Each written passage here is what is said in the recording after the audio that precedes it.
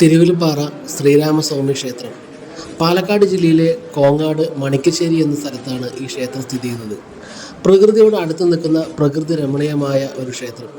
ഇവിടുത്തെ ഒരു ഐതിഹ്യം, വനവാസകാലത്ത് രാമനും സീതയും ലക്ഷ്മണനും ഇവിടെ എത്തിയെന്നും സീതാദേവിക്ക് ദാഹമുണ്ടായപ്പോൾ രാമൻ്റെ അമ്പ് വെച്ചുകൊണ്ട് ഇവിടെ ഒരു കിണർ കുത്തിയെന്നും പിന്നീട് അത് വറ്റാത്ത കിണറായി മാറിയെന്നും ഈ ക്ഷേത്രം രൂപപ്പെടുന്ന സമയത്തുണ്ടായ ഒരു ഐതിഹ്യമാണ്.